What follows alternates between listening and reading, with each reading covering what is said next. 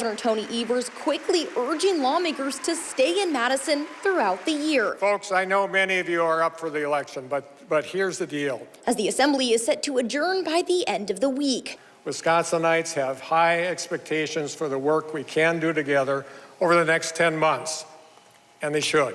Right now, the governor and top Republicans in the legislature are negotiating a property tax relief plan.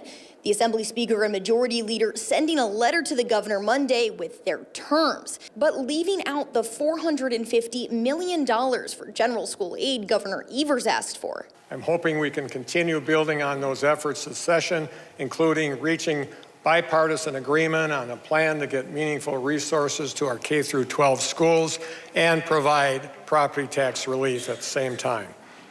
And it must balance these important obligations a heck of a lot better than the plan Republican leaders sent me this week. Republicans have long blamed the governor's 2023 partial veto that allows school districts to raise the levy limit for 400 years for increasing property taxes. I'll go 10 toes with any lawmaker about school funding.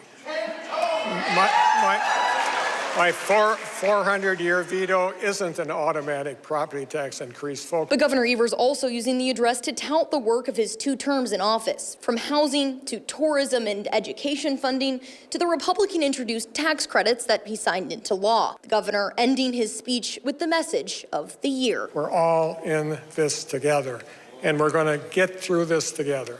Not by alienating our neighbors, but by getting to know them. In response to the governor's criticism of Republican proposals, Robin Voss told reporters that Republicans have tried to meet in the middle. He wanted money for property tax relief. There's 2 ways to do it.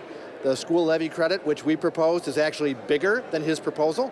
And then we also put other things in that he's wanted, which is funding for SNAP positions, making sure that we have funding for disaster relief, and an income tax rebate for every single person in the state who pays income taxes. So it seems to me we tried very hard to reach in the middle. Now it's the governor's job after a pretty partisan speech. Speaker Voss also says that the governor took credit for what he called bipartisan tax cuts.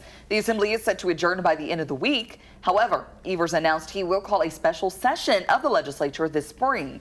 The goal, to take up a constitutional amendment that would ban partisan gerrymandering in the state.